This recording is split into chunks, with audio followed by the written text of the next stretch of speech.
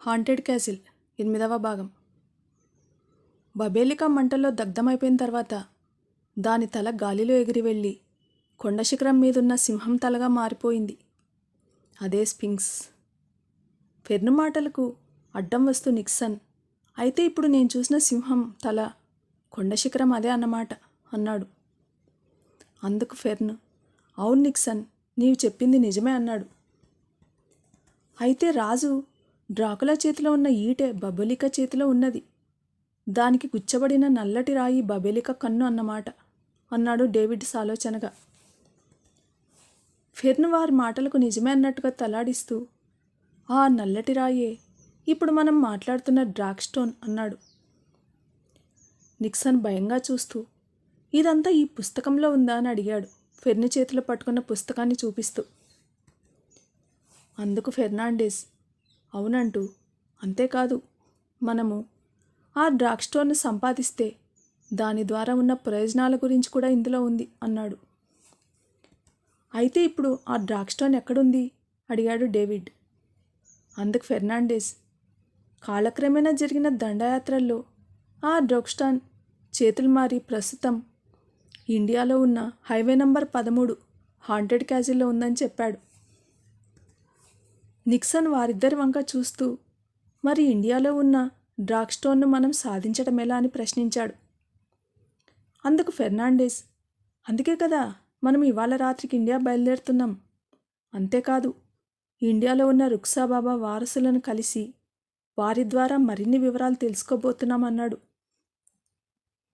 ఆ మాటలు విన్న నిక్సన్ డేవిడ్లిద్దరూ భయభ్రాంతులయ్యారు.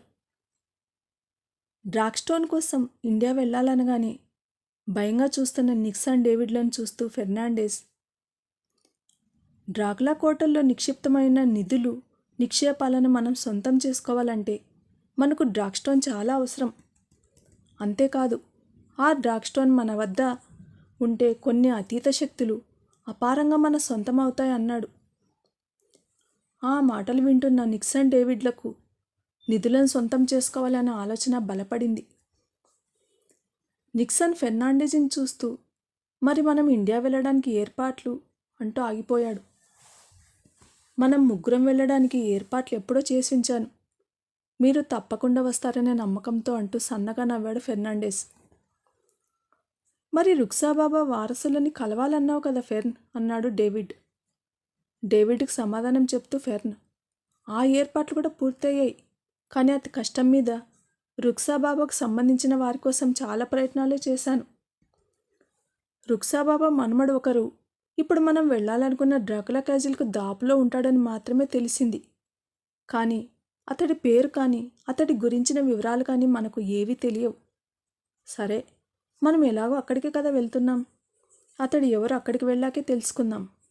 మనకు అతడు ఎంతవరకు సాయం చేస్తాడో అక్కడికే వెళ్ళి చూద్దామన్నాడు మిగిలిన వారితో ఫెర్నాండెస్.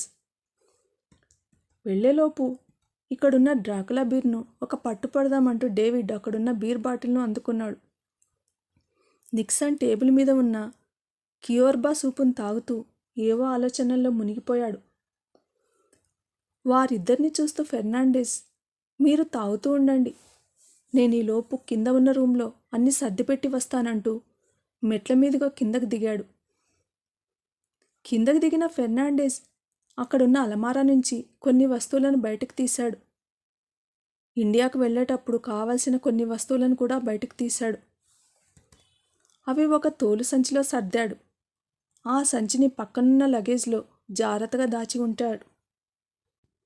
తన వెంట తీసుకొచ్చిన డ్రాక్స్టోన్ గురించి ఉన్న పుస్తకాన్ని మరొక తోలు సంచిలో పెట్టి దాన్ని ఒక బ్యాగులో ఉన్న మరొక అరలో దాచాడు.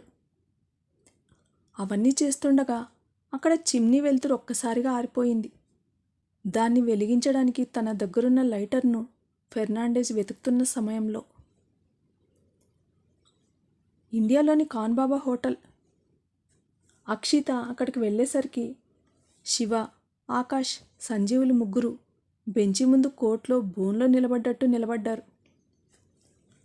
అక్షిత వాళ్ళని చూసి బాబా వైపు చూసి, ఇవాళ వీళ్ళు ముగ్గురు బిల్ ఎంత చేశారు బాబా అని అడిగింది. బేటీ, వీళ్ళని నువ్వే చెడగొడుతున్నావు, రేపటి నుంచి వీళ్ళతో హోటల్లో కప్పులు గడిగిస్తా, బల్లలు తుడిపిస్తా, ఛాయ్ చేపిస్తా అన్నాడు వార్నింగ్ ఇస్తున్నట్టు. అన్నీ చేశాక ఛాయ్, బిస్కెట్, సమోసా ఇస్తారా బాబా? ముగ్గురు ఒకేసారి అడిగారు. తెచ్చిపెట్టుకున్న కోపాన్ని వదిలి నవ్వాడు బాబా. మీ అప్పు రోజు రోజుకు పెరిగిపోతుంది. వడ్డీ కింద ముందు ఈరోజు పేపర్లోని వార్తలు చదివి పెట్టండి అంటూ వేడివేడి సమోసా 2 ప్లేట్లో పెట్టి అక్షితకు ఇచ్చాడు. ఎందుకు బాబా, డబ్బులిస్తే తీసుకో అన్నది నీళ్లు నిండిన కళ్ళతో బాబాను చూస్తూ. కానుబాబాను చూస్తే చిన్నప్పుడే ఊహ తెలియకముందే చనిపోయిన తన తండ్రి గుర్తుకు వస్తాడు అక్షితకి. ఆకాష్ పేపర్ చదవడం మొదలుపెట్టాడు. బాబాకు చూపు సరిగ్గా ఆనదు. రోజు ఎవరో ఒకరు పేపర్ చదివి పెడతారు. వార్తలు చదువుతున్నాడు ఆకాష్. కేరళలో జల విలయం. విజయ్ మాల్యా ఇండియాకి తిరిగి వచ్చేనా? ఎన్నికలకు రంగం సిద్ధం. బ్యాంకు దోపిడీ లాంటి వార్తలను ఒక్కొక్క హెడ్లైన్ చదువుతూ సడన్గా ఆగిపోయాడు. హైవే నంబర్ 13లో అదృశ్యమైన వ్యక్తులు 1000 కోట్ల నిధుల కోసమే వెళ్లారంటూ ప్రచారం. పైకి చదివాడు హెడ్డింగ్ని ఆకాష్.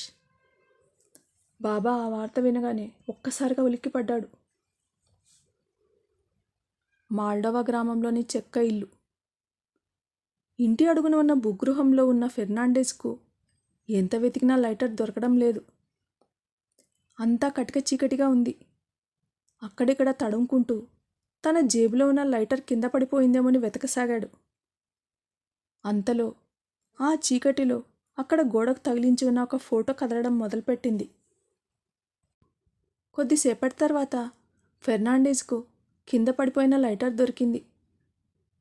చిమ్నీని వెలిగించిపోయిన ఫెర్నాండెజ్కు లైటర్ సరిగా పనిచేయడం లేదు. అది గమనించలేని అతడు చిమ్నీని వెలిగించడానికి ప్రయత్నం చేస్తూనే ఉన్నాడు.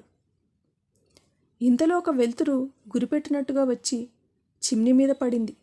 అది ఒక్కసారిగా వెలిగింది.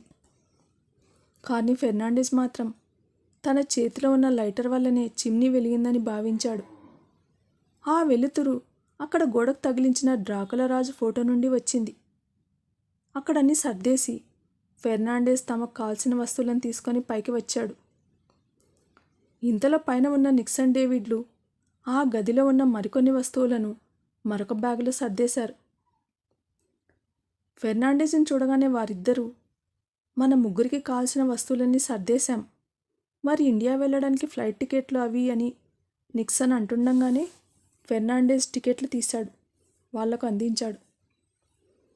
తర్వాత ఏం జరిగింది వింటూనే ఉండండి హాంటెడ్ క్యాసిల్.